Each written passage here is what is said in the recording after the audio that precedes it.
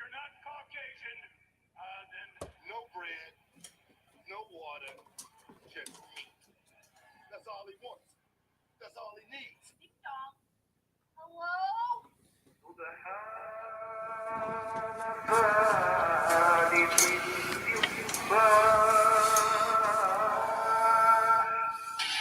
Yes, Yallah.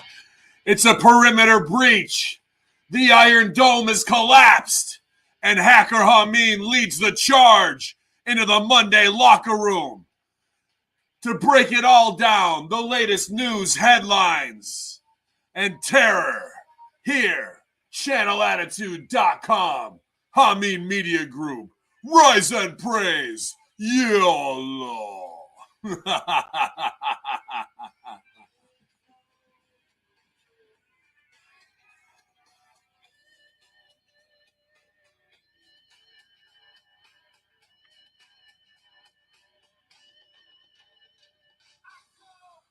Oh, Yallah. What's good, guys? Man, what an insane weekend around the world, right? Like, crazy to sit there and try and watch some football or fast lane or anything else, man, when the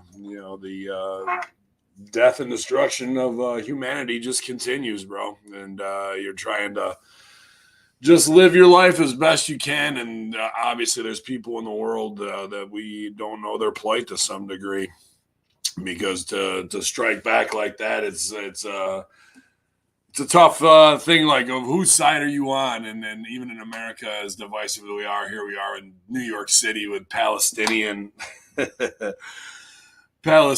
rallies in Times Square, man. And who would have thought in 22 years time span you'd go through such a, I don't even know what you'd call it, Streisand effect, or opposite outcome of anything that is possible. And people are like, oh, you don't stand with Israel, you don't do this. I know this is heavy talk right out of the gate here, but I mean, the reality is, we can either rest on the laurels of, not rest on the laurels, that's wrong terminology. We can either play sympathetic ear to the plight of Holocaust, in World War II, and how insane that concept even is, and then the rehoming of what was left of an entire exterminated populace, you know what I mean? Very effed up to even wrap our heads around that humans are capable of that. Not that it doesn't go on even still in Africa and other places.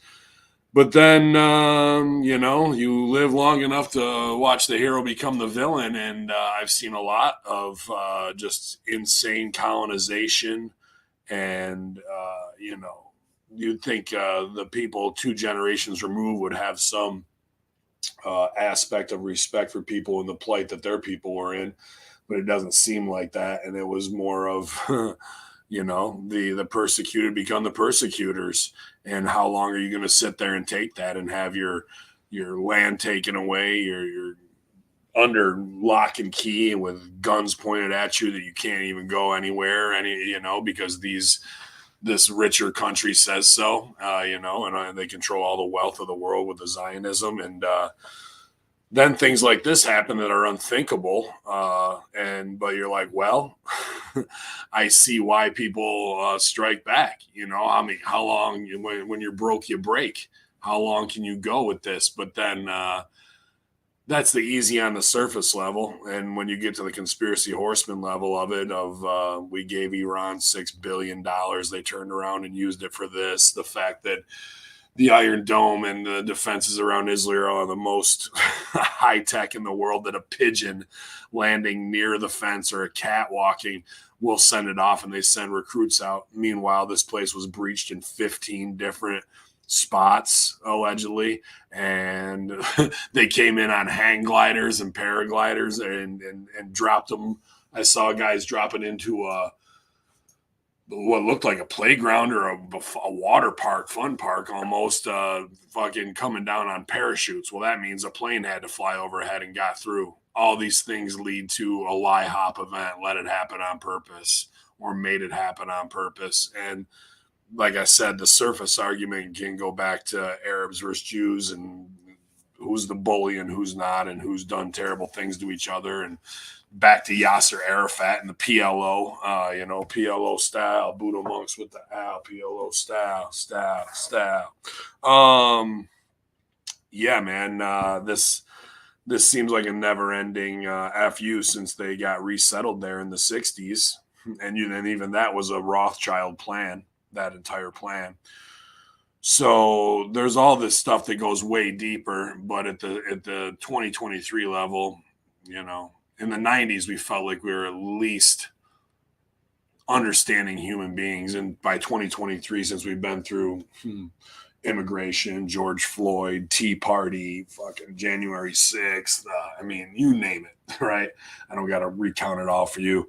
We've never been more divided than ever. Now, here's the bigger part of this. If we already have Russia and Ukraine, and now we're talking at a G20 World Leaders Summit to undo the American project, as I call it now, I guess, democracy, to crush this whole thing once and for all. You start a Cold War with Russia, use Ukraine as the battleground, which is what we're doing. Now they are trying to dump the American dollar, and there is the new China, Russia, India, I can't remember who else is in on it, Iran, somebody else, and Saudi are ready to dump the American dollar. And every war is a banker's war, is an old saying. And when that happens, we want to take out the biggest enemy. Well, the enemy of my enemy is my friend. And that's why all those guys are coalition together and controlling massive amounts of wealth across the world. And now here we are, and the best way to conquer your enemy is to split their focus on different fronts. So if you've already paid how much out of your taxes to Ukraine in what is now being called a losing war, and that's just a soundbite, because anytime you hear that, that means it's been put out as a propaganda piece.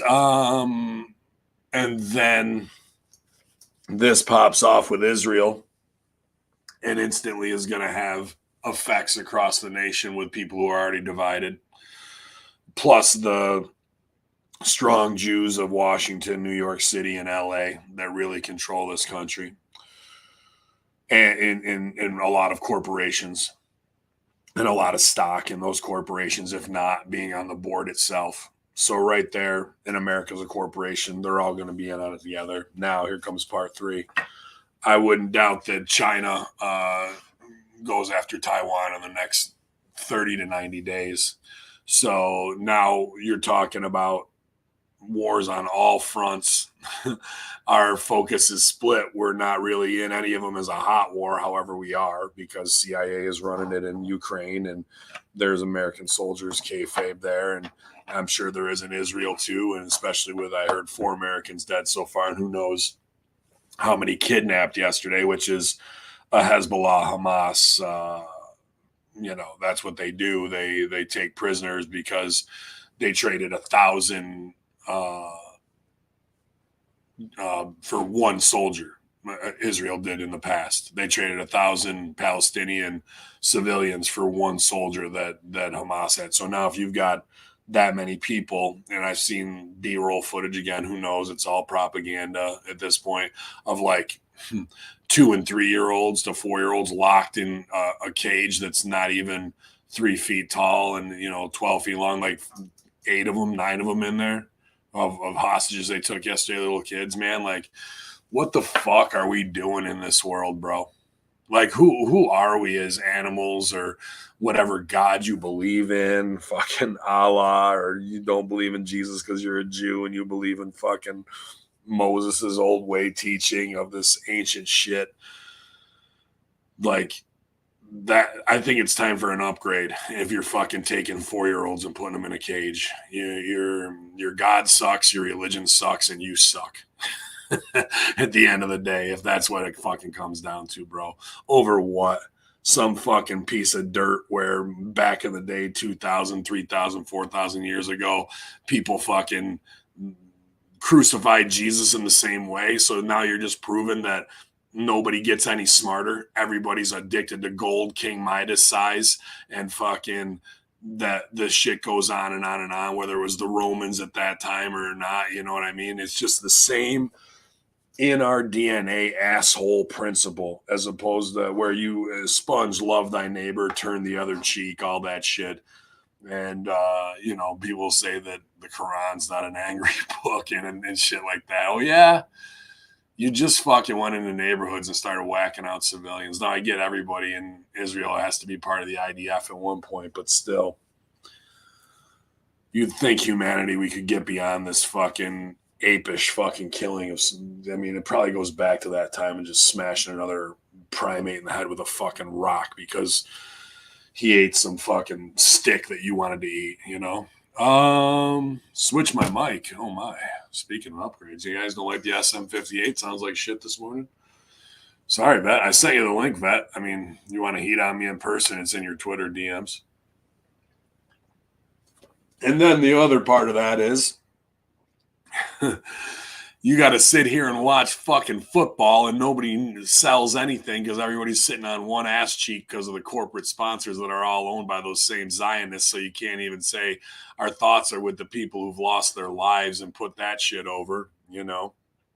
It's all just such a fucking cringeworthy look at the human existence and the masters who are doing this that are really sending in extremist pawns on both sides. The cockiness of the Israelis and the tech, but the fact that how those, whatever you want to call them, terrorists, one man's terrorist, another man's freedom fighter, freedom fighters, terrorists crossed and did atrocious things. You know, I'm not saying murder is fucked, you know, and the way they were doing it, but what is their reason behind it? It's not as much of a, I think Hitler, I hate Jews because of my own self-loathing. It's definitely when you're broke, you break. How much can you fucking take? Because these guys got the world powers and all the tech, you know, but when they're coming in on paragliders, bro, could have got him with the shotgun when they were fucking coming down. Like in the Hezbollah Air Force, Hamas Air Force's paragliders, that pops me, even though it's fucked up and bad shit happened. Or that those guys fucking were parachuting into a goddamn water park and fucking imagine that you're trying to land and here comes fucking Dumbo the clown's fucking, or Dumbo, the elephant's trunk, from the water park, and you smash your crotch into that coming in at about 40 miles an hour. I mean, I try and find a little comedy even in the darkest times, but I think that'd be a fucking hilarious sketch of the guys trying to invade the Hamas fucking paratrooper corps, and they landed in Shannon Forest Water Safari and fucking get destroyed by people because they came in too hot and fucking smashed into the water slides and shit.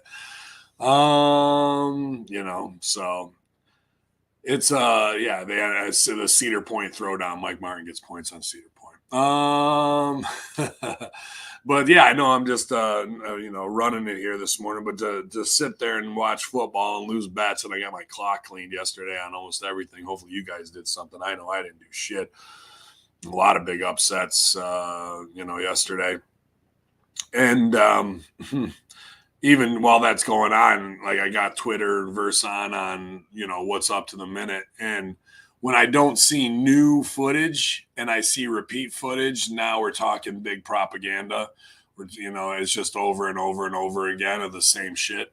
So it also just sets off a red flag with me, man. But as always, man, ready to do the run-in. It's HMG soldier right from the front lines. Give us reports of that, man. How you doing today, buddy? Doing all right, Ben. How are you? I'm good. My SM58 isn't sounding good, bud. I don't think it's on.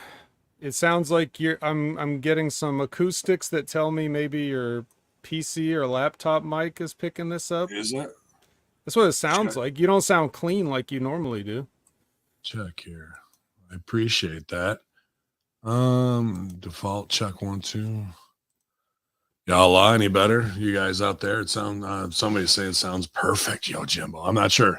Because the vet. I don't know if you that sounds better. Okay, yeah, I just had to set switch something on there. So I appreciate that, and I'll be aware of it because the main laptop is fucking dead, bro. We've got it down at forensics now, trying to pull off all the classified files off the hard drive because there's some big Photoshop files that I spent 40, 50 hours putting together on there for Horseshoe Genetics, Nutrient Line, and a lot of pictures of my dogs and wrestling shows and, you know, trips and stuff that you'd like to have, and a lot of files. But referee Sideburns is on it. He's in the lab taking care of business, but got the loaner hookup. So things are all dude, you know what that's like to have to go through everything, and it took me 4 hours to get all the passwords relinked and all the Google Chrome God, shit. sucks. It was a lot, man. It was a lot, but thankfully we can keep on here. We're just doing it on a hope and a prayer and fucking bubblegum dreams. But yeah, man, I'm sure you heard me just going off of everything that is popping off right now with Palestine, Hamas, Hezbollah, and Israel, man. And it's only going to get more amped up, I think. And I think you're going to see that this is all by design through this new coalition, which they'll deem the axis of evil soon enough, you know, of China, Saudi, you know, Iran, and everybody else. I think India's in on it with them. To get rid of the American dollar, crush the American dream. And Sun Tzu Art of War would tell you to split your focus of your enemy, especially if it's just us versus those countries in a lot of ways. I mean, there'll be UK and the coalition of the willing. But we've already got a hot war in Russia, a proxy war using Ukraine, backed by all US, you know, and billions of our tax dollars gone, probably trillions at this point. And then here this pops off with we got to back Israel, even though they've been the bullies, and it's easy to reignite Islamic terrorism. I'll have plenty of heat on October 21st at Immortal, right?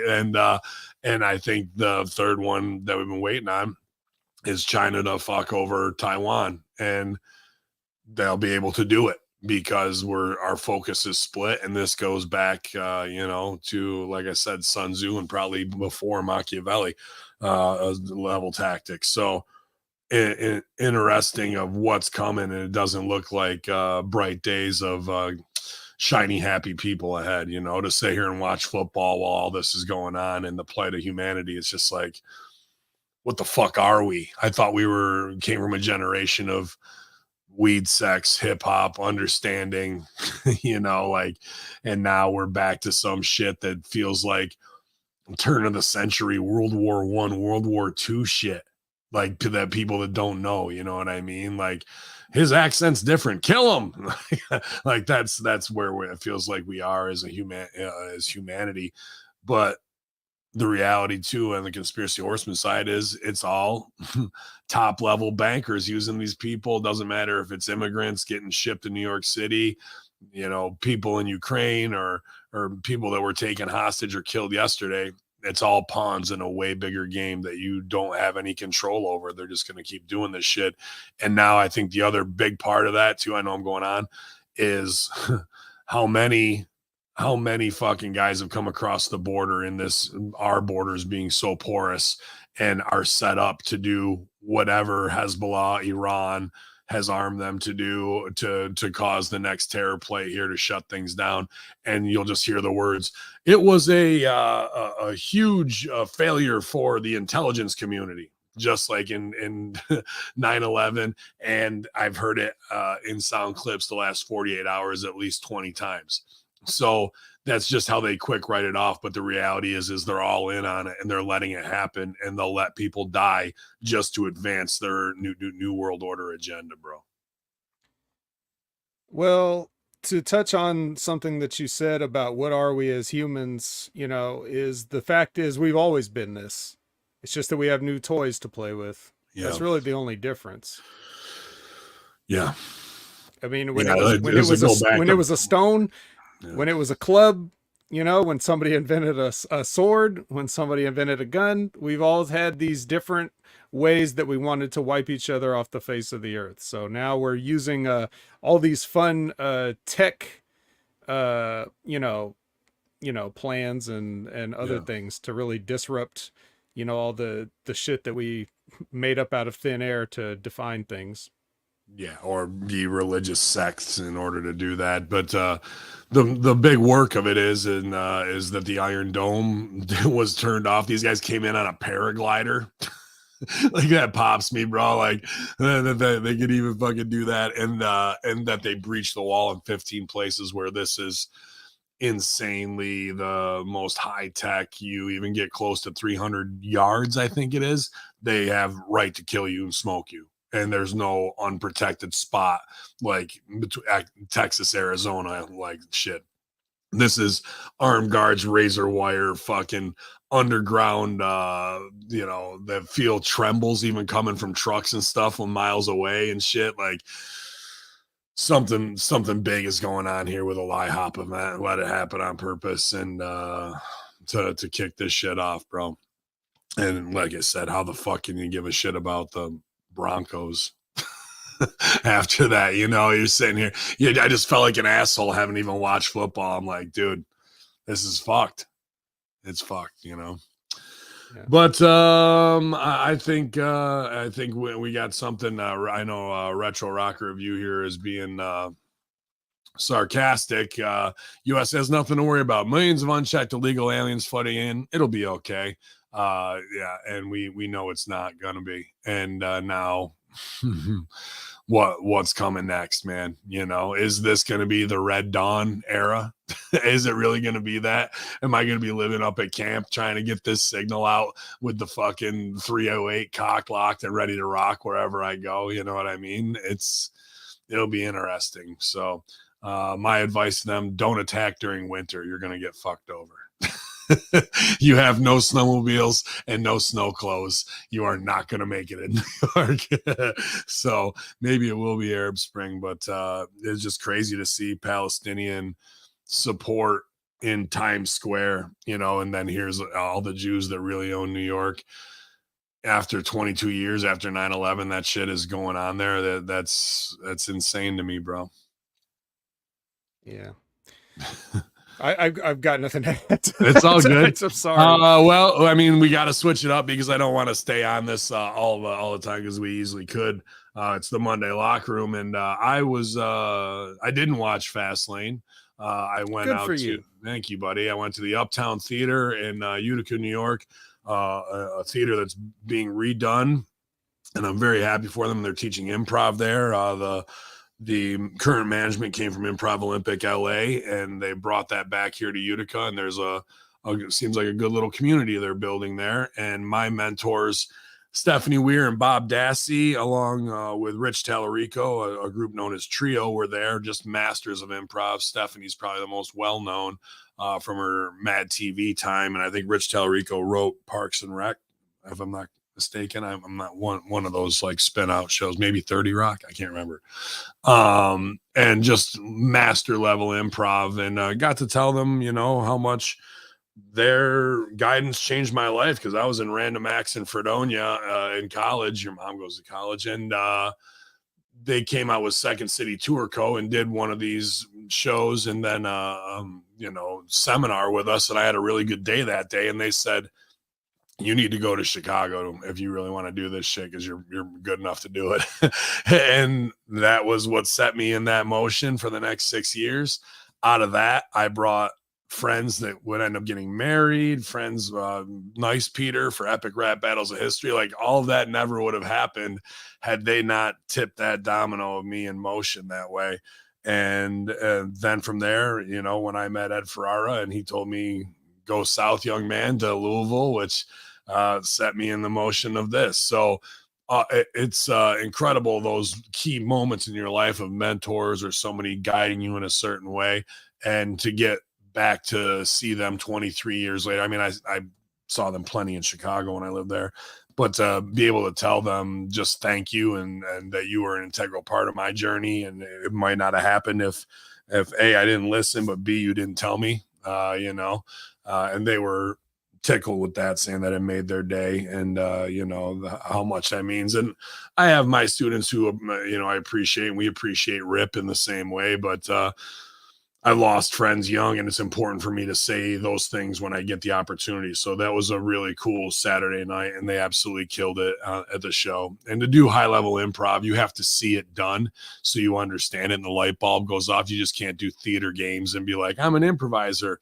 Like, to really do it, you have to see masters do it, and a lot of people got to. So I'm excited to see whose life they changed this weekend 20 years from now, man. So I know I'm going on. You don't and on, often but get a chance to do that. no, I mean, how many people no. get to tell their, their mentors or whatever? Like a lot of times we somewhere along the way either lose touch, or sometimes even unfortunately, we lose people. So we don't always get to say those things, even under the best of circumstances, we may just never cross paths again. So that's really good Right. that you were able to get a chance to do that. And I'm sure they appreciate it even more than they let on. No, they let on pretty big that it made their, like, you don't expect that. And I go, you might not remember me. They call me Pops, and I had hair and no beard. Excuse me, no beard. But they did and got it right away. So it was very cool, man. Yeah, and I did that instead of Fastlane. Hey, So you made the right choice. yeah, did you watch? I watched. I'm most of the way through it. I think kind of having it off to the side and multitasking and things. But it's just another. I'm just thinking in terms of just wrestling as a whole. Not just WWE, but especially WWE, because they've got so many people that they could have hot right now, and everything's just ice cold. Every decision they make is like throwing a fire blanket on somebody. Yeah. LA Knight he's now at that point where people are making non-wrestling related memes using him. So that's like putting him with John Cena is funny because John Cena's in that same meme category, right? Right. That's how somebody's really getting over. Other guys not on that level, and it shows. Roman not over, not even there. Seth Not Rollins there. Yeah, not yeah. over. No one knows who Seth Rollins is outside of wrestling. Like, no, you can't say that name to anybody and have them know what you're talking about. Right. You could say John Cena, you could say The Rock. You can't really say, you could say The Undertaker, and that's about it. Stone Cold. I'm just, like there's a handful of people, but nobody's really over, even though they've got so many people that are good enough to be in that, let's get these guys over, let's get them mainstream, let's do these things. And they're always just kind of not really trying. So it's in essence, the way I would describe it is they've got a chessboard out. Okay. They've got all these pieces, some very powerful pieces that if used strategically can do exactly what you need them to do, to win a battle, to win a war, whatever. To be a sacrifice, whatever the case is, and they're playing checkers with them all. Everything's Right. the same. They all move the same way. Yep. Their creativity is, I'll put one checker on top of another checker. Now they're a king. It's like that. That's the extent of the creativity. But they could be doing so much more. What does Fastlane even mean anymore? It used to be the go between from Royal Rumble to WrestleMania. So in essence, at least the name made sense. Right. Now it's just stuck in October for what? It's Fastlane to what? Was it even just invented for a Fast and the Furious like takeoff? Like, I don't even promotion know. of a Maybe movie? it could have been. I think it was. I'm not Could have sure. been, and that was so many years ago now. But so I don't even really know what they're doing. But the show itself was just like, Gotcha. Sometimes those like off pay-per-views over deliver because you're not hyped for them, but then you're like, wow, that was pretty fucking good, but yeah, there wasn't much business here to be done. And what you said about them stacking up like checkers, I agree, because I got to do the SmackDown review with Stevie, and they had a great match, which I thought was for the title. And I was like, wow, they're giving this away on Friday because they must not be doing it Saturday, with Bobby Lashley and Ray. Bobby goes over, and then we find out it's non-title or whatever. Like, they didn't book. I was like, what the fuck? And then right after that, Dragon Lee has a match right after it. Like, hey, we're debuting the luchador. Okay, well, let's shine him up real good. What's the best way to do it? Let's put the most famous luchador of all time right on before him and have him fucking go under. You're like, oh, okay. So many weird decisions like that. For example, so Jade Cargill gets out of a car at Fastlane and she's wearing like what would be wrestling gear. Yeah. So it's the equivalent of like if you had Dwayne Johnson pull up and he gets out in the Brahma Bull trunks, like why would he ride around in that? She even tried to qualify that though, of like, I don't know who you hang out with, but when stars go out, this is how we dress. Like, oh, really? You dress in case the bell rings? Fucking, you're ready to rock? No, they don't. And so that's one thing. Then they had, speaking of the LWO, so you have this match where Rey Mysterio is supposed to have a mystery partner. And then they start the match as a handicap match. And wouldn't you know, the mystery partner shows up right as they need a hot tag. And it just so happens to be Carlito. So you mean they pumped that one too on SmackDown. They had them lay all the guys out and they're like, now they're down a man. Who are they going to get? Dude, Stevie Wonder could have seen Carlito coming on this one. Besides that, okay, we all know, even if you don't know, let's say you don't really care and you didn't think about it. You wonder who the mystery partner could be. You could at least you're gonna get the same pop if he shows up as the mystery partner to start the match.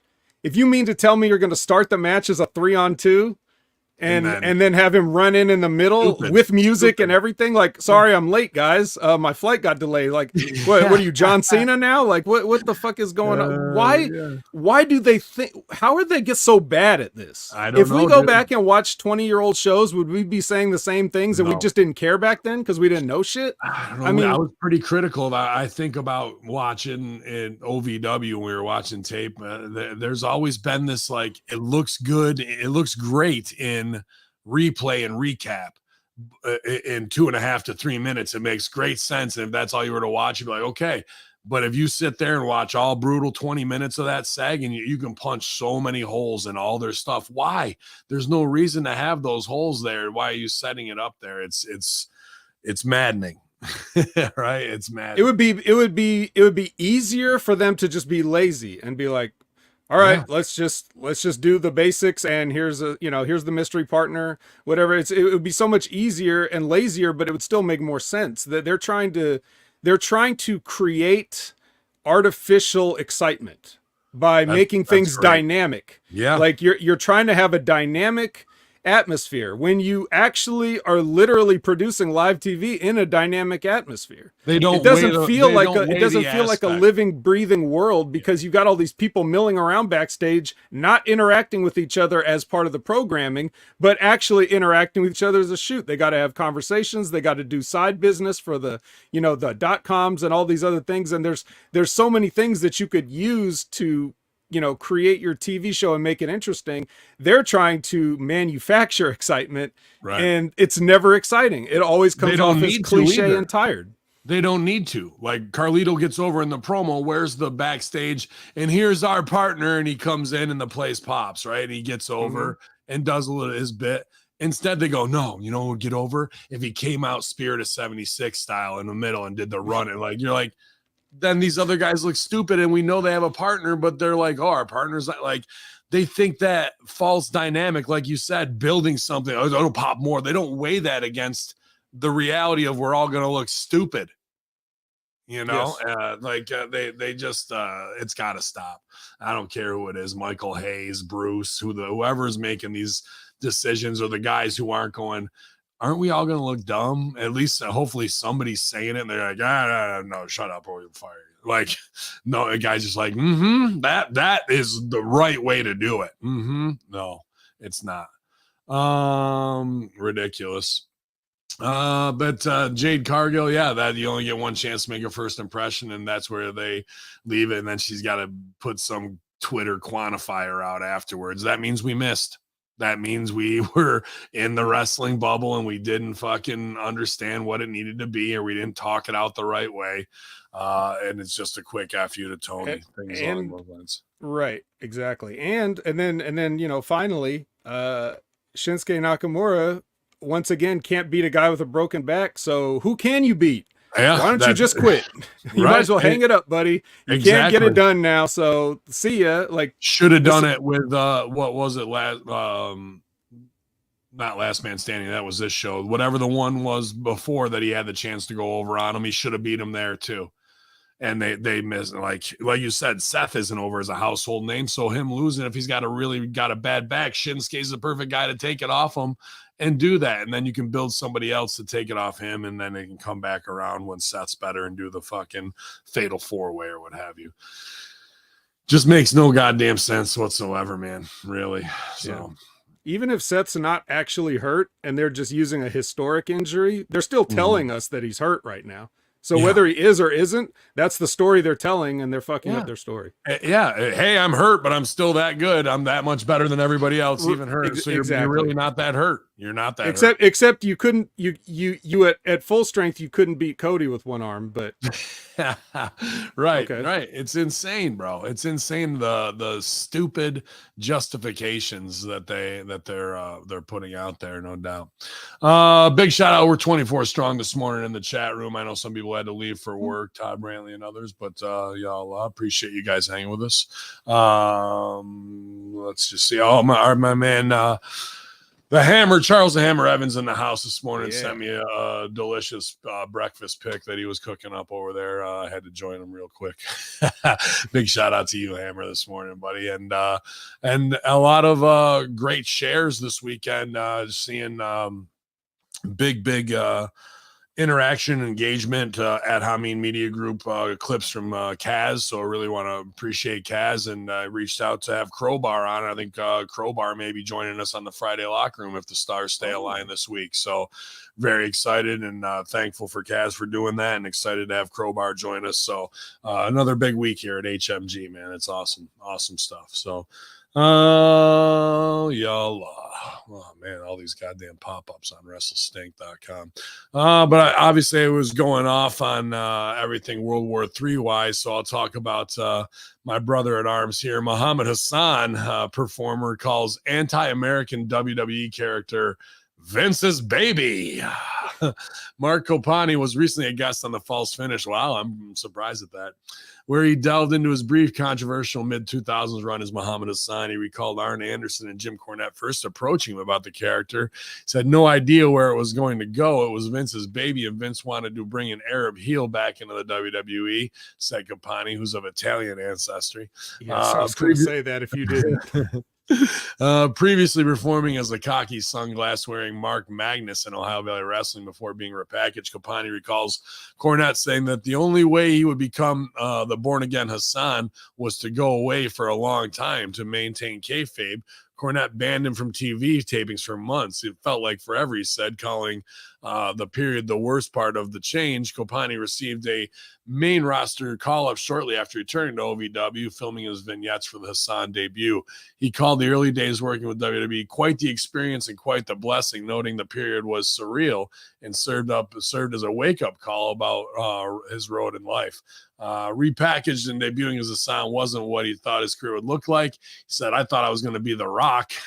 And that Copani never thought he ended up portraying a character outside his ethnicity. Nevertheless, he had no intention of turning down the idea when presented. He says, you don't say no to a character, calling it a tremendous opportunity. He feels like the character wouldn't be acceptable nowadays. I would never imagine a character like this would have flown today, but back then it was so outrageous. I don't see where it said McMahon's baby in there, but I believe it. And then that always just triggers me as a worker to go, oh, really? We got more heat now than we've had in a while. You want the guys. We're here. The sons of Allah are ready to deliver like we always do. And, Blaze Haram and I would get it over. And if you're down for non-Arabs playing Arabs, well, we can cover that too. So, and be far more controversial than Hassan was. Now, I've been fortunate enough to pay off some of the dream booking and work with Hassan two times. Definitely a guy who's in ring shape right now, like LA Knight level ring shape, and I'm surprised he did that interview because he's pretty high up in education system. He only lives about an hour from here. And I know they were pretty adamant for a while about you can't even reference it. We don't want you doing podcasts. We don't want you doing this. And I've seen him a couple places, and he was in between getting promoted, which is why he could work with me in the meantime, and I was grateful for that. I always was hopeful that we could get all of us together, Davari, him, myself, Sabu, the Iron Sheik, Blaze, and anybody who's ever done the gimmick, because everyone always, for all of us, like the marks will come up. You're not the Iron Sheik. You're not Muhammad Hassan. You're like, I know I'm not, motherfucker. I'm Ben Hameen, and I'm actually more evil than all of them. So that I always wanted to get us all together to do one thing, but now Sheik's gone. But we all have to face that. We all get that. I talked to him about it, and yeah, the guy's a hell of a worker and in insane shape all the time. I think he runs like 10 miles a day. And this character, the work can handle anything. As long as you got the American or the coalition to beat them, we can get heat and go over. Right now, if you wanted to, you could run me and Colt Cabana for big money on indies if you wanted to, right? Like there's opportunity to do big things. If you wanted to bring Muhammad Hassan back and have Goldberg run through him, you absolutely could, and it would get over. But do you have the balls to do it, or the intelligence of people on your staff? I do not think you do. So, but I like seeing that this is Vince McMahon's baby, because he's a twisted motherfucker just like I am, and he knows what real heat does to pack the houses full to pay shit off. So it'll be interesting in the upcoming indie shows, just the resounding hatred that I'll receive based on what happened this weekend.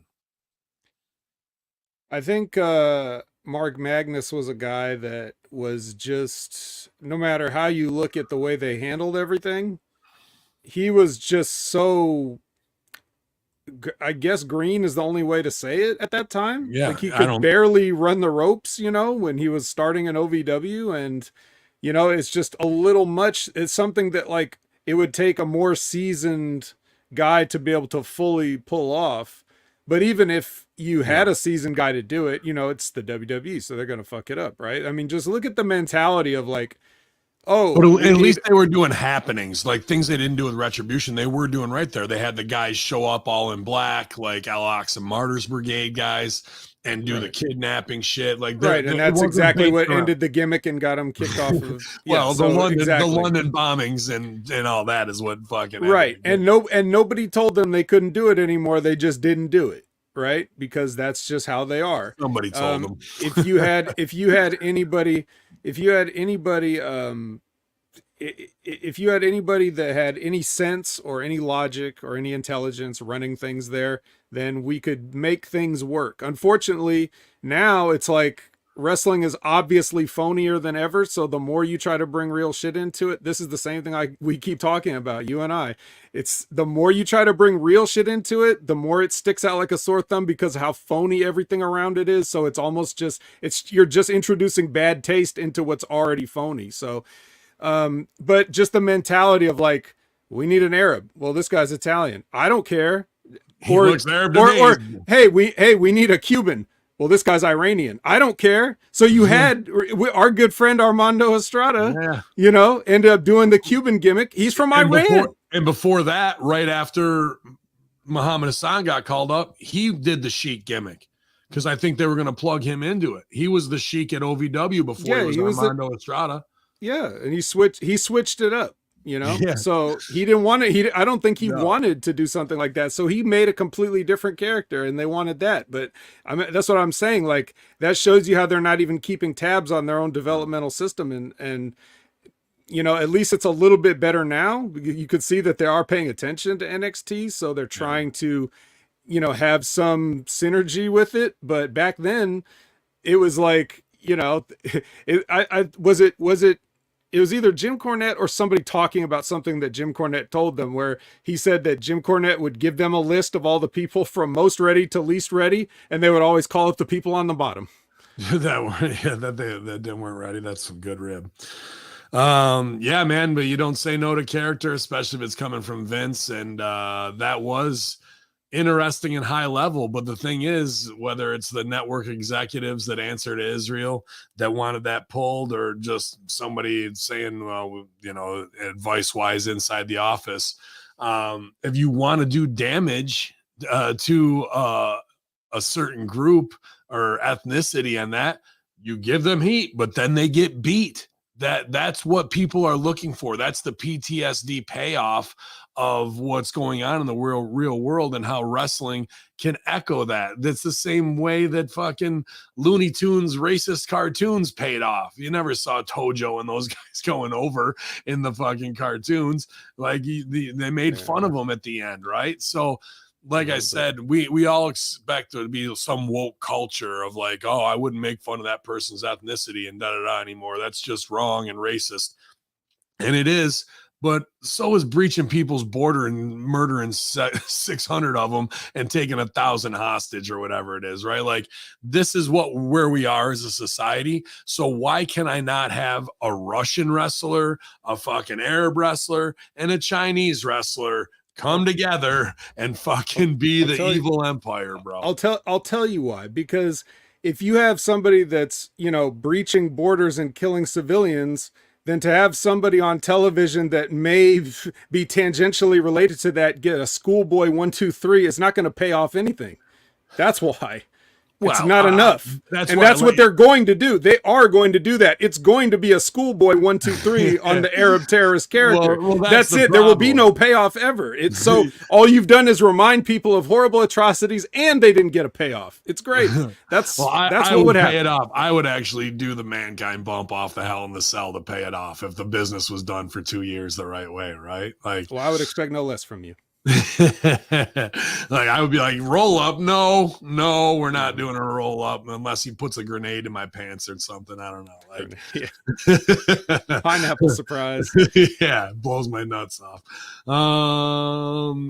I guess this pops me right here. Frankie says, Ben, did you see Declan was at the pay-per-view? I didn't watch the pay-per-view, but now I may have to if Declan was in the house. Everybody knows I'm a huge mark for Declan. He's gonna lead this place, pal. Of course he's gonna be there. What if Vince is working right through Declan, and now Declan's backstage giving orders, and he's just got to hold up the phone to like, do you need me to call Grandpa? You don't want to do this finish? Okay. Yeah, but you don't like the roll up? Yeah, you don't like the roll up? Okay. Yeah. Declan with the cell phone is fucking could be the best character in Raw history. Is it gonna be a Master Shoot Theater character? Yeah, oh yes. Declan with the cell phone is coming soon to Master Shoot. And nice. but interesting, and yeah, dude, there's 1,000 characters and great actors. Mark Copani could have been The Rock, the Italian version. He could have been the next the longest reigning champ of all time, fucking until Reigns. Bruno Sammartino. He could have been the next Bruno if you wanted to go Italian Pride, but instead they went with Italian Pride with fucking Santino, right? Like and did that, but instead of bringing in the FBI the way they should have, or what have you, we could have had all that, but he played the character he's given, and that was a great. Also with Armando Alejandro Estrada and what he did too, man. And he got 2 over, and then they buried him. Yep. So there you go. There's your carrot for doing a good job and pulling the cart. You get buried. And I got that kind of was a little whatever for me, thanks to Dave Hero for booking it. But at Cal's 13th birthday party, Calapalooza, I faced Armando. So I feel like all the guys who've done the gimmick almost, I've been able to pay off with to some degree. I doubt Ali will want to work with me. Mansoor, I don't know. I haven't met him, but it'd be interesting. There's a good bit of business there of calling out what is and what isn't, and I'd be happy to do it. Speaking of the great Armando Alejandro Estrada, have you had him on the locker room before? I haven't, man. He's kind of persona non grata. He did his thing with the restaurant biz. I'm not sure if he's still involved. I know he's out there in the Midwest, I believe, but he'd be great. He'd be great to have on Has, no doubt about it, man. And I'm really surprised they haven't mixed him back in the bloodline in some way, right? Like if there's a guy Yeah, to I do don't. something or be the stooge that was an affiliate, it's to like what's going to happen here. And now that's a run out surprise. Like that's where you bring the guy out in the middle to fucking throw the money in the bank briefcase or whatever the fuck it is, the pepper necklace, and gives him the fuck you, right? Like to like help Solo Sikoa win somebody, or even though he's I guess not released, but they parted ways from Booker T's school, Umaga's son, right? Like where that, like he should be with Armando to come back in, and Armando and Heyman could have some interesting Yes. scenes together. That's You what know I was I mean? thinking. That's right Yeah. where my brain went to. I was like, yes, those two. Get them on. If you want to have like the ultimate cheesy villain face off, that's the best thing that you could possibly do. Yeah, with them working together, dude. Absolutely. Absolutely.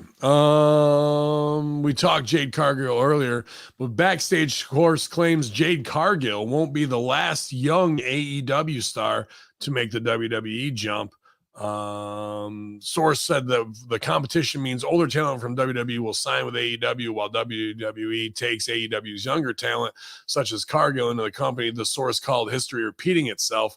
The source claimed there was a pipeline from AEW to WWE that's already been developed. So that pretty much means people are calling Cody and Cody comes in stooges and then we say yes or no. With some younger AEW stars talking about leaving the company when their deal concludes, it's apparently known within AEW itself there is a hope that number of younger stars moving from AEW will be few, so Tony Khan's company does not feel perceived as a feeder league like in baseball. Now, is this really being done with the offices where Khan's in on it, or this is just WWE having Cody and whoever else open the door to come in through the back door? And maybe it's, who knows, is it Pat Buck fucking helping guys get back over to WWE? It could be one of or it could be multiple people, right? Of doing that, of who you send there. Yeah, hey Ed, hey everybody, Edge is here. Can you not see the meeting of big man? I want you to go over there, get your money, but I want you to let everybody know that they go. Could it be Jericho? Like it could be anybody opening the door to like, I'll get you these guys, and then you welcome me back with open arms because things over here aren't looking good. If you saw the pictures that got stooged off, that 80% of the arena was empty at this week's Dynamite. And then with TBS, and here's another conspiracy part of it, they put that the show was going to air at 4 p.m. on there, so people's DVRs didn't work and they missed it. It was going to be Edge's big night, and they only drew 800,000 when that's a big moment that really all fans probably should have seen. That Christian and Edge were going to reunite to some degree, and then however it ended. Is there sabotage going on there? The sound was effed up. I mean, we can have all types of production roles, but that Wednesday show seemed like Murphy's Law of what could possibly go wrong now will. And if you've got guys undermining you, opening up the bidding war of 2024, and MJF's going to leave, and Punk's gone, and she's gone, and Cody's gone, and FTR drops the titles because they're probably going to jump, like, that's rough already on a locker room that is very low on morale. And I wouldn't doubt that Aleister Black and House of Black wants to leave. And I wouldn't doubt that Miro and his wife want to go back as well, bro. Like, what does the future really hold here for AEW signing away older ex-WWE stars? I mean, they made it work in WCW with the NWO, but eventually that over-bloated payroll and guys who couldn't work all the time is what sank this shit. Are we seeing history repeat itself? Oh, we could be. And it's you could understand the logic too of like, well, we need name recognition, you know, like, because we're in trouble. We're in a little bit of trouble and we need name recognition, but you're not getting name recognition. You didn't sign Edge. You signed Adam Copeland. Who the fuck knows who that is? Are they like, was he the drummer for the Police? I'm not sure who that is. So even if you advertise Adam Copeland, who the hell knows what that is? You know, just I talked to Serena the other day, Stooge Report, and I go, are you going to join the Straight Copeland Society? Ooh. You think that could get over? What'd she say? Oh, Pops. Yeah, oh, Pop. Like, Pop.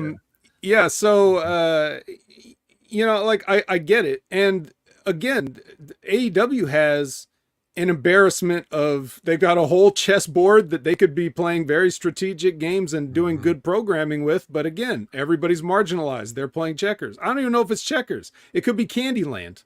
It's just like like there nobody's and I don't want to pick on them because I just already said the same thing about WWE, who's supposed to be the leading promotion, right? The industry standard, and they Yeah. don't know what they're doing, so creatively, obviously, business wise, they know what they're doing. Apparently, they could, as you say, and I say they could always be doing more business, but regardless, the money's there. But AEW, on the other hand, struggling right now and bringing in people that have experience that can work with the young talent. It makes all the sense in the world, but is that really what they're going to be doing, or are they just going to be there for a couple of weeks and be like, ugh, I see what Punk was talking about, and then they just settle in, take the money, and just Yep. do whatever? I think that's it, bro. I think that's absolutely it.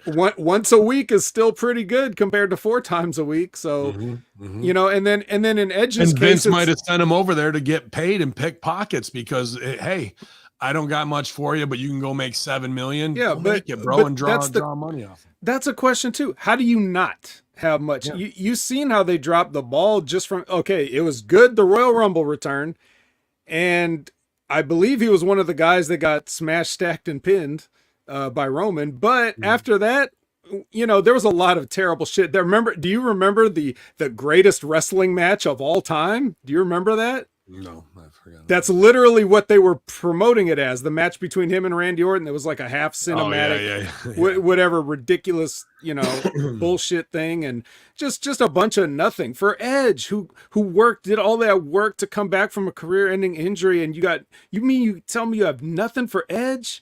You can't be serious. Right. So even as a mentor to be mentoring guys, right? So as you lowered his stock over the couple years that he's been back, and then you send him over to AEW, how's he supposed to make a splash? We've already seen him and we don't care. It's not like, for example, a Punk coming back after 7 years of obscurity and, not really putting himself out there. We seen Edge. We seen him a few weeks ago in a match with Sheamus, a random SmackDown match with Sheamus. We're not impressed. He's not going to turn the fortunes of this company around, but they do have enough young talent and enough veteran talent that they could really make a run at this if they got their shit together. Unfortunately, I believe Tony's going to have to relinquish a little bit of control and, have more people do more ideas, but that's not going to necessarily get people in the buildings right away. So, what do you think about the Addams family winning the trios title? Adam Cole, Adam Hangman Page, and Adam Copeland together. Well, you see, you got a wimp, a cripple, and an old man. But together, they combine to be an unstoppable force. They are altogether ooky, I'll say that. Points. Get me ooky. Oh, shit. This was an interesting headline. We'll see here. I hope that... I don't even know. I don't know where they're making money, but there's some of our friends there, so I wish them the best. But NWA President Billy Corgan has revealed the introduction of a fresh territory where NWA champions will participate in the promotion. In an Exodus Pro event, Corgan made the announcement while accompanied by EC3, the NWA World Heavyweight Champion and former WWE star. The Exodus Pro will become a new NWA territory. In the video, which was shared on NWA's social media, Corgan stated the NWA Exodus Pro Heavyweight Championship will be recognized by NWA. The company will be called NWA Exodus Pro. So what does that mean in real terms? The NWA Exodus Pro brand from Cleveland, Ohio will now represent NWA champions coming to town. And very soon, NWA Exodus Pro Heavyweight Championship will be recognized as a title by the National Wrestling Alliance. So, this feels very control your narrative driven to me, where I don't think EC3 had the backing after Braun went back to WWE to do what he wanted to, which was partner with independents and get over that controlling the narrative. And I think NWA has been on, the negative side of things when it comes to money and draw and making any money. He's probably since Billy bought it. And we're looking for ways he's using his concerts, like I had suggested a couple of years ago, to really help get this to where it is. I think he should be working with Netflix, as hot as the wrestlers are right now, in order to do that. And you're moving into OVW territory, which is red hot, which OVW usually runs to Cincy, not the Cleveland. So he's taking Northern Ohio. And then Buffalo has got a good wrestling contingent there too, but ESW is the big draw in Buffalo. So will we see more of this where Billy comes in to give the shine to your promotion, like an Immortal, like an ESW, like an Excite Wrestling in New York, and UPW, and makes you an NWA territory where they recognize your belt, and then EC3 gets to go work the circuit how he wanted to make his money. It seems like, I mean, the EC3's business plan was had legs. It just changed, once Braun went back, and this seems a bit like that now. Also, did you see EC3 serenading Hogan with his theme song? No, I did not. He was down at the Hogan karaoke in Florida and saying, "I am a real American." And I was just like, ooh. Like, what do you think you see other NWA champions go, Hulkster? This one's for you, baby. Harley Race sings Hogan's theme song.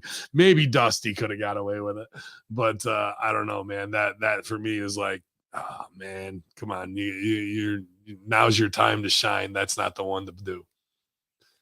Well, it sounds like something Hooter would do, doesn't it? Though it does. It does. It's very on brand for him. And he did it, and it's fine. He only gets that opportunity. He's gonna do what you want. I'm not judging him, but the boys are always gonna go, okay.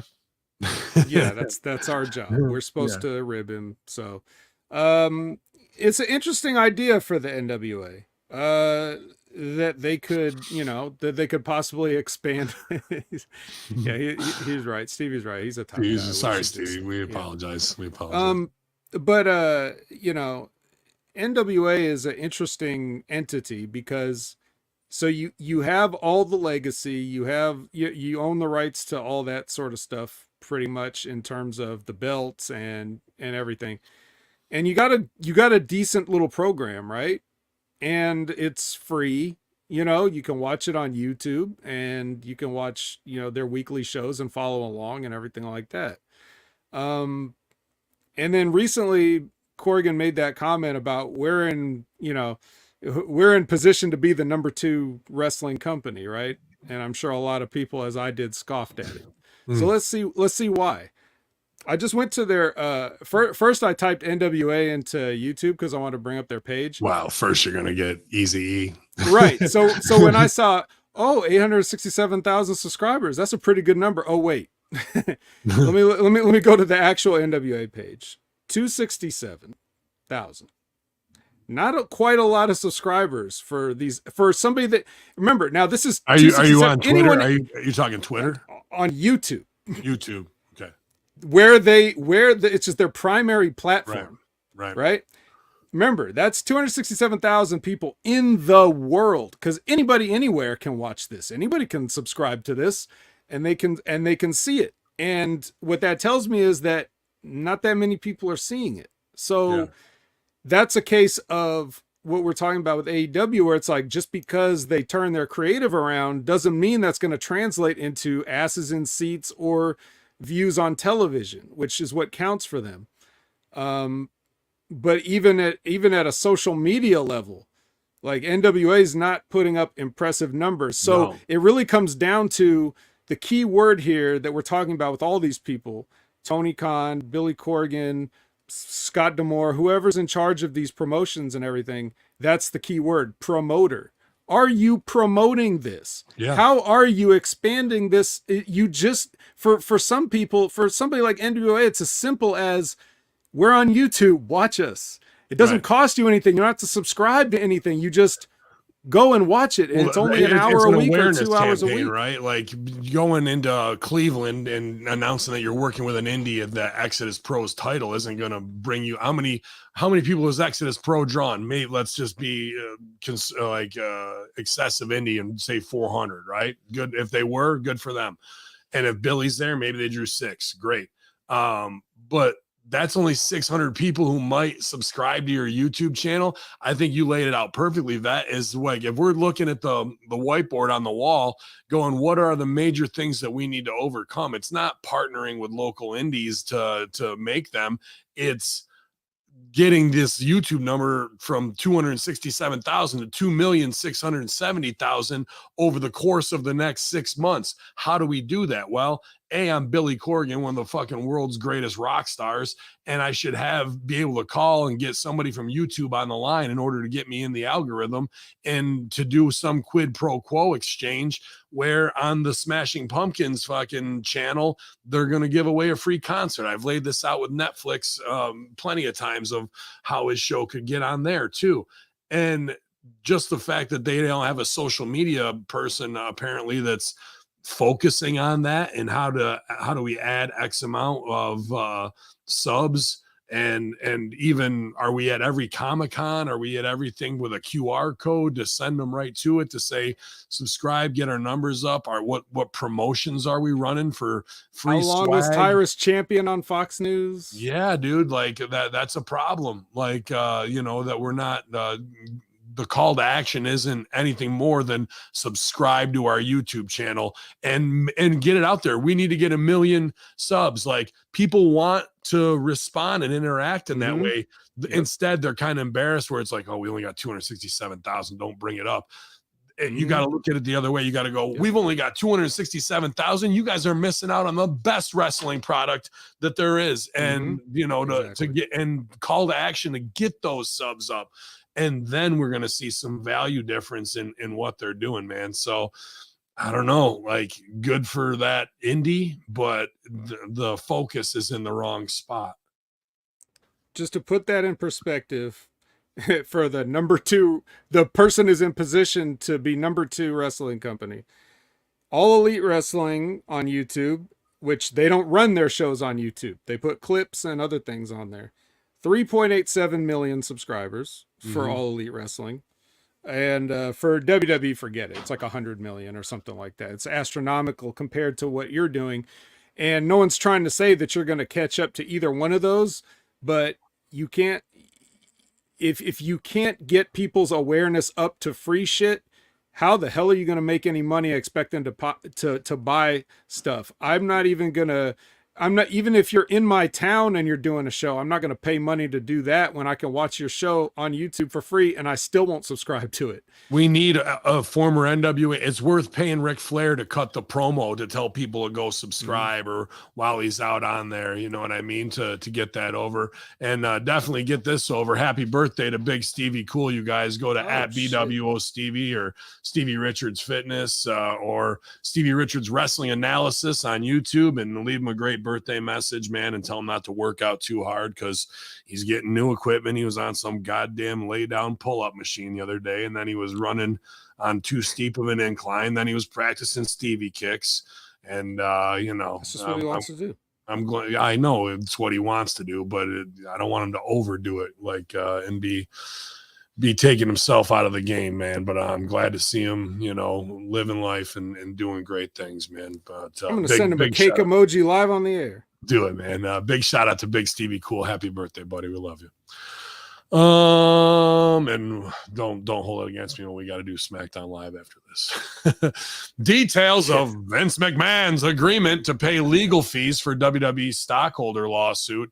For over a year now, former WWE owner Vince McMahon has been embroiled in a scandal revolving around hush money payments over alleged sexual misconduct. According to our recent SEC filing, McMahon agreed to pay $2 million to the plaintiffs in the stockholder lawsuit that originated back in January to cover legal fees. The sum is in addition to $17.4 million that McMahon was forced to pay back to the company to cover the cost of investigation into his actions, which was one of the points of the lawsuit. The larger sum was ordered by the court back in March, while the $2 million amount was agreed to in May. The suit filed by WWE stockholder Carol Casale and Crystal Laval in January also sought to address McMahon's changing of the company's bylaws, allowing him to appoint himself back to the board of directors after stepping down in 2022. Once the nature of that lawsuit became clear, McMahon reverted the bylaws to the previous iteration, rendering the aspect of the lawsuit no longer relevant. Wow. Fuck your bylaws and fuck you bitches, he said. This isn't the end of the road for McMahon, although we've come. In terms of legal trouble, it was reported that McMahon had been served with a federal search warrant as well as subpoena from a grand jury in July. We still haven't heard the follow-up on that as well. So I think rocky roads ahead, and even is it because they want to strike down anybody who could be affiliated with Trump? That could definitely be a double win for them of why they're doing it. Or is it real SEC violation cash-ins from the stock price? Absolutely, that happened as well. Or is it more NDA salaciousness because sex sells headlines?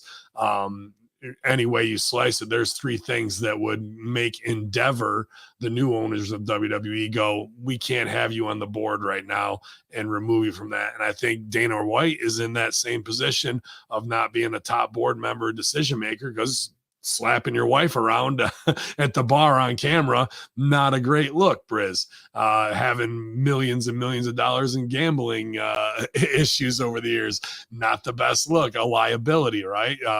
So I don't know whatever they're going to do with this grand jury subpoena of everything they took out of there. Who knows what they got or what their game plan is. I feel it's tied to maybe word got out that he wanted to be vice president, because when you got $9.3 billion, what are you going to spend your goddamn money on? So interesting stuff here. What are you thinking, Vet? Couldn't happen to a nicer guy, first of all. Second of all, the stuff you listed, I mean, hey, how about all the above? Why choose? You know, Yeah. like, we know you're guilty of something. It's a cornucopia of charges. Yeah. Look, you know, whatever. Justice needs to be served one way or another. I don't know. I just wish it would happen instead of all this, you know, like, oh, we're reporting this, and now we're reporting this, and then you don't hear anything, and you know, these guys have a way of getting out of shit. So it'd just be nice to get the news one day when they finally nail it down, whatever it is, and then we can all say, yep, we have the concrete evidence to prove that we were right to, you know, to not like you for some reason all along. Yeah. Billy Wolf in the house, wrestling reporter, and there's no need to quantify it. I like reportress. Get me the reportress. No, don't get him the reportress. But they big show this weekend locally as well. Dynasty that kind of preempted Immortal and Chris Envy's company back in Albany, and some of my students on the show, and Joey Conway, a big show for them. Although I got to talk about it and heat on him. Envy's always been good to me, and he listens to my ideas, and he's the one who brought the Conspiracy Horsemen together. So I'm eternally grateful for that, as far as letting us perform together and having some great moments. And he's always been easy for me to work with. And I wasn't on this show, and that's fine. But then I see things where I'm like, I got to stomp Envy's ass. So I'm sure Billy will stooge to him, but that's fine. So here's my message to Envy. Do not fucking have major surprises that you spend money on and not billboard them only to pop the crowd. They drew, let's say, 200. Good. I'm glad. He had fucking, what's his name? Machismo, fucking, God damn it. Now I'm drawing Jay Lethal show up out of nowhere as a surprise. There's no other major names on the show. It's all indie guys who have a pretty good reputation, who are going to put on an awesome show that we've been working with each other for a decade up here, okay? From Joey Conway to whoever else. My guy, Brother Jonas, who's my student, is doing great things. I'm real proud of him. Fucking he has Jay Lethal show up for 200 people. Envy. I'm gonna give you the fucking Al Snow speech and the Danny Davis one, and it's the same thing I laid down about The Rock showing up as a surprise. I get that you want to pop the crowd. I did the same thing when I had Al Snow show up on a show as a surprise that I already had fucking Damian Sandow booked on, because I wanted to be a mark for myself like Paul Heyman and make the crowd go, oh, and they did. But there was 340 people there. OVW holds 450 people. Danny Davis chewed my ass out so hard about not filling those seats and him making money, because after wrestlers, you see what it costs to run there. And because he let us do it. He let Revolver and I do it. He knew, and Al stooged it off, and just so he could promo us afterwards. If you would have billboarded Jay Lethal, you might have drawn 400 or 500 fucking people, bro. So now, for a surprise for some diehard Dynasty fans, whatever that means, you left a lot of money on the table. These are the booking 101 errors that I try and work with independent promoters to not make those mistakes, to get max value. I'm sure the crowd loved having Jay Lethal there. I'm sure Jay Lethal delivered, but we could have sold 400 tickets instead of 200. What's more important? Ya Allah. 200 people for Jay Lethal. That sounds like an NWA show. Right? So, like these are the, Ben, these are the things, man. I know you tell the story about Al a lot, but I do want to say some comforting words to you, because I've heard you tell that story quite a few times, and I just want you to feel a little bit better despite Danny chewing you out, because you know that 120 people have never cumulatively and collectively paid to see Al Snow before, right? Like, that's not happened in the history of his career. So you were not going to. Yeah, it was always going to be what it was going to be. If we would have, we actually 300 only. Yeah. Oh, damn, we lost 40 points. Oh, good rib. But we love Al. That's why we're. Absolutely. You have to make an Al Snow joke, right? So whenever that gets stooged off to Envy, don't make me slap you around, because I'll do it. $5? Yeah, for him, I'm going to charge more and be a surprise. Bobby Lashley's WWE stable could reportedly be adding a new member. Bobby Ashley to some, is working with Montez Ford and Angelo Dawkins, but according to the outlet, Odyssey Jones has been discussed to join the ranks of Lashley, Ford, and Dawkins. I'm not familiar with Odyssey Jones. I know you are, and Big Ray are doing a great job hanging in with NXT. What do you think of Odyssey Jones? What's the scouting report on him, Vet? Well, Odyssey Jones is a big bastard, so he's one of those athletic, those athletic kind of fat guys. Yes, thank you, Rick Ross. So he's definitely a big motherfucker, and he is athletic. However, he suffered I believe it was a knee injury, kind of early on into his NXT run there. He's a big motherfucker like Lashley is, or like more like Mark Henry. I was gonna say he's more like Bearcat then. Yeah, not as athletic as Keith Lee, but just a big, fast moving kind of guy, Let's get one up there for Bearcat. Let's not. I'm not supporting this. I was gonna put this out there because I hadn't read this. Wouldn't you? I mean, right? You would think so, right? Right. Put Jane in there. That'd be. I would also like her to come in and turn it down because they're not big enough stars for her. I think that's good. I think that's great. Yeah, I don't. Then it kind of gets both things over, right? Like, she's definitely coveted, yet she's not just gonna join up and become a B-fab. So you take Odyssey Jones, you could put him in there. Odyssey Jones actually drafted to Raw. Remember back when the draft happened? Yeah. And it was like, oh, and here's some other motherfuckers that weren't worth our TV time. So Odyssey Jones is one of those. So for some reason they drafted him and they've just not used him. So not only am I surprised to hear him, in consideration for this thing, because I'd kind of forgotten about him, but I'm surprised he survived a round of cuts, because it just seems like if you bring somebody up supposedly to the road and then you just absolutely do nothing with them, like nothing. Has he been on Main Event even? I'll have to check my Hulu episodes to see if he's ever been on there. With Carmelo, I call him Carmelo Anthony. What is it, Carmelo Hayes?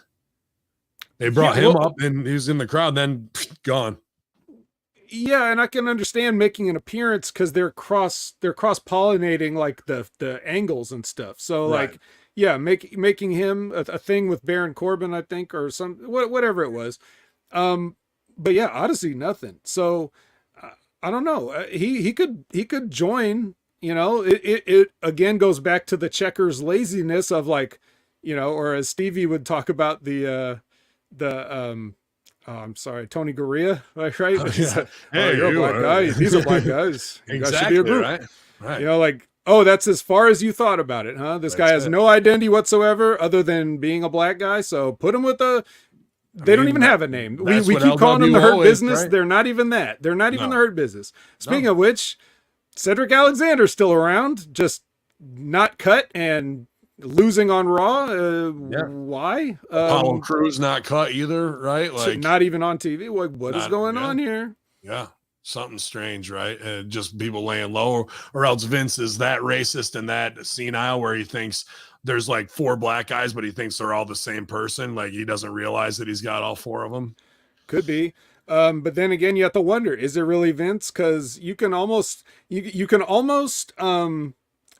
correlate Vince's involvement by the amount of gray in Paul Heyman's hair. Like the grayer it gets, the less Yeah. there's Vince McMahon involvement because he's not telling him to diet or whatever. So Yeah.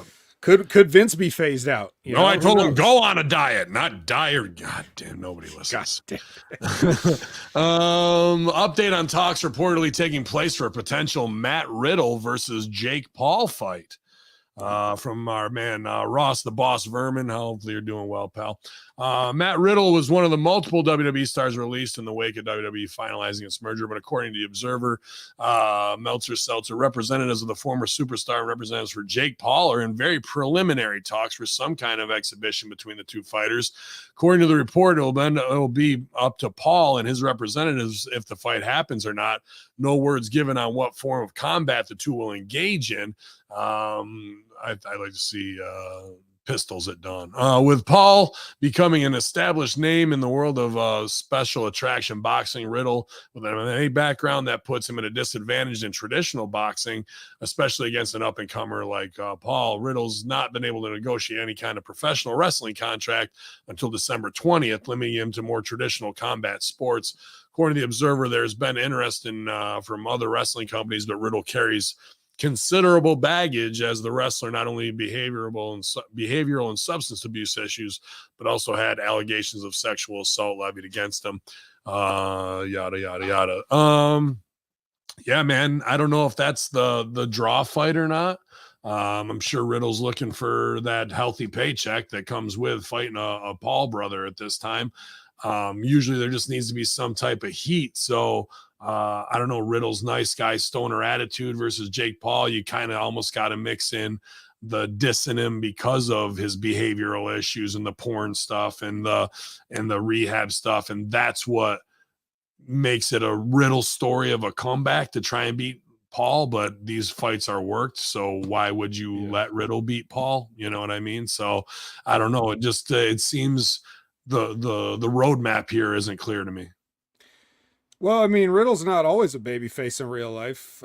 You know, he got some steam for talking shit about Goldberg and all this other stuff about how he would just beat his ass and all that. So he could tap into that if he wants to get into this. He could say Jake Paul's not a real fighter. He's a fraud, whatever. And all that really matters to Jake Paul when they're talking about these preliminary talks or whatever, the preliminary talks are like, will you do a job for me like everyone else does? And if Riddle says yes, then fight's on. I got to actually not, it's like, well, we weren't able to come to an agreement. I got to reach out to him because I saw that he's trademarked Riddle OG as a weed name or strain. And I don't know if that's just with a company that's doing prepackaged buds or not, but definitely would like to have him with Horseshoe Genetics, Rob Van Dam too. But so we'll see what business comes what may here. I think wrap it up with this final one that we had talked earlier about people possibly jumping ship to WWE through the Cody connection. But Dax Hardwood issues a statement to fans following FTR's tag team title loss on Collision. Shortly after the match, Dax Harwood issued a public statement via Twitter. They lost to Ricky Starks and Big Bill. Said, what a run. Love you all. Top guys out. Guys, I say, top guys out all the time. We ain't going nowhere. This is our home. I don't know, bro. Like, why would you have top guys drop the belt to a mismatched tag team, then put that out and then go, we ain't going nowhere? There is unconfirmed speculation that Cash Wheeler is injured. So maybe that is why. He says, we were told FTR were in favor. Fightful Select says this, but they also said they knew about Serena and they didn't know their ass from a hole in the ground. We're told that FTR were in favor of a match going the way that it did in the hopes that it could help make Collision feel special and different. There were some ears perked up regarding CM FTR. FTR's trio name was CM Punk.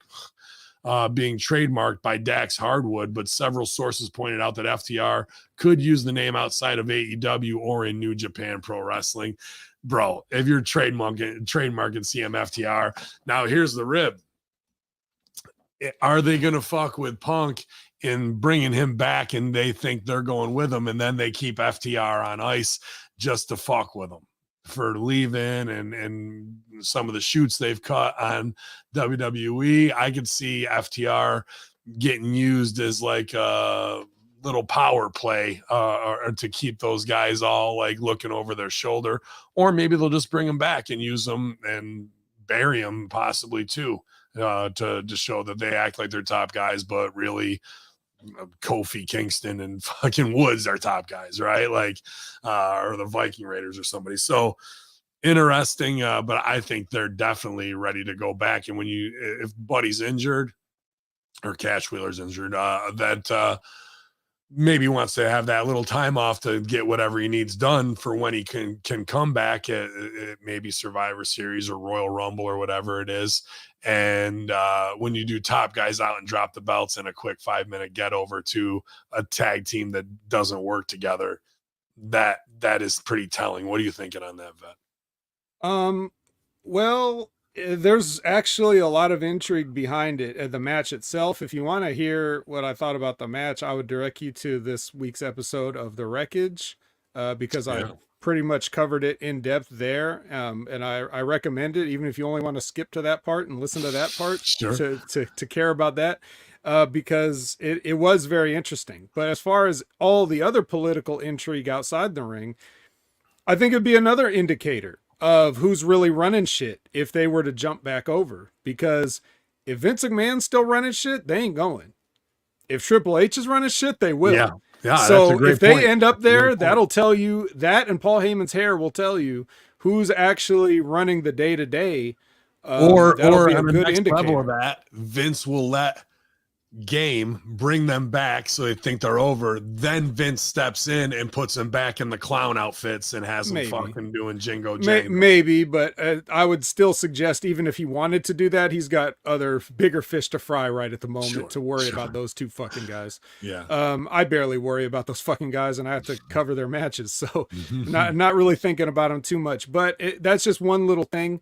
Punk coming back at Survivor Series, it's going to be another one of those worst kept secret type things, right? You know, and I'm sure they would like to go and do all Will that. he be a third tag team partner that runs out during the middle? Yeah, halfway through the match, right? Yeah, in the middle of a traditional Survivor Series 4-on-4, and there's only three right now. I wonder who it could be.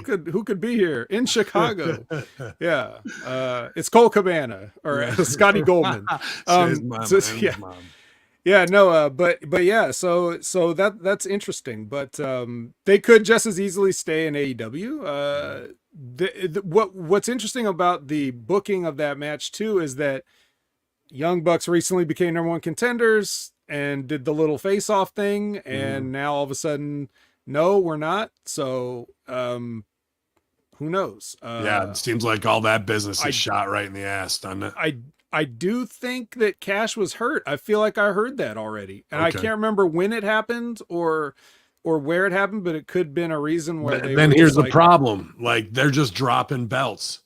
If a guy's hurt, an injury is an opportunity to make a heel. So fucking let them get heat on. You're right. Which they did.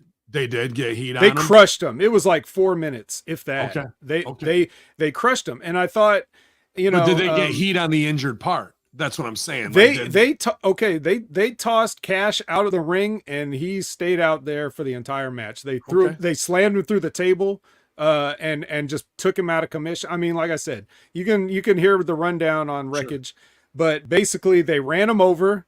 They're not exactly. I mean, they seem thrown together if you're not following along, but they kind of have been together for a little bit. This was like a statement for them, which is why I think FTR wanted to do it the way they did it.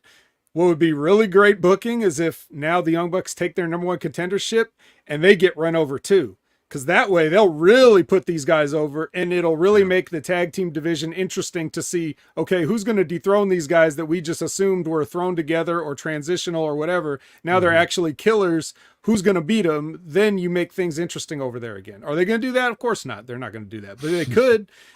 So that there's just a lot of different ways to look at this. But you know, as the great Glenn Gilberti would say, this is all speculation. We don't know. Absolutely. And I look forward to hopefully hanging out at K100 this week. I know they've been asking for you. They got the invite last week, but things got a little sideways, and Conan wanted to do some extra research on some stuff. So hopefully this Wednesday we can hook it up and have HMG back over there. And like I said, then that next Thursday morning, get with Crowbar for the Friday locker room. Could be a huge week of shows here at HMG, you guys, as we're 40 strong to close it out, up to 44 up from 33. So appreciate I love listening to K100, Ben, Yeah. and hearing Conan be like, we need to get Ben back on here. It always just makes me smile, you know, because they want me to say the things they don't want to say about conspiracies. Really, they know it, but I appreciate that, man. When guys who you hold in high esteem from my days of watching as a fan to now being able to, you know, hold my head up in their locker room. That's always a great crossover for HMG and Russo brand, and I appreciate that. So I look forward to hanging out with Feeney, Disco, and K-Dog over there. And again,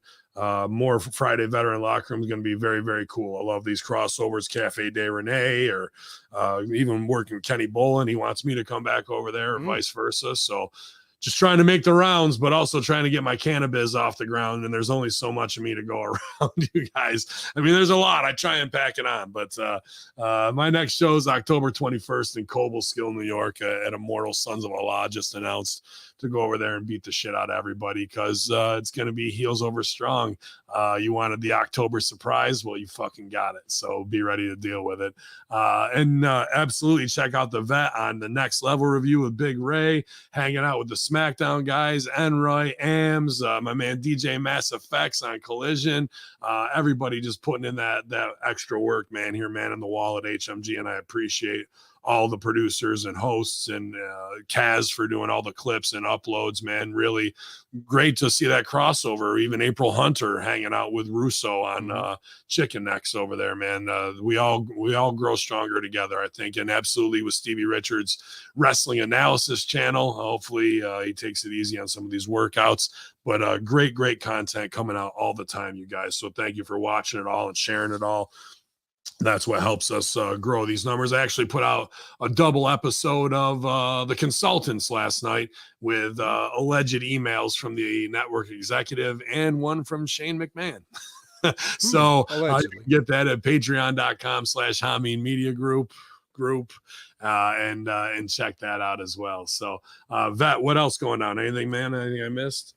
Well, as of this recording, of course, it's going to be later tonight, live, 6:30 p.m. Pacific, 9:30 p.m. Eastern, smack in the middle of football and wrestling. We got the Impact Attack. Impact Attack. Well, how could I forget the Impact? Man, you want to hear about a company that's not ready to be the number 2 promotion? Then come and check out our expert analysis, where we try to make justifications for why you aren't building this company around the one superstar you have, which is Moose. Yeah, that's interesting. I saw Instagram, because that's all she does, of Trish Parker doing back yesterday, Jordan Grace, and I'm not shitting you, I thought it was Shiloh. I thought it was Truth Magnum from behind. I was like, dude, Shiloh's getting jacked. Look at his back. And then she turned around and, I'll tell me I'm beautiful. I was like, oh, okay. So yeah, well, if you want to see the real Truth Magnum, check out Ring of Honor. It's another show we don't cover here, though. You'll just have to watch that one on your own. But he's been doing NWA and OVW too. The Outrunners are Outrunners everywhere. Youngest men alive. Check them out, man. You gotta see what the Outrunners are up to.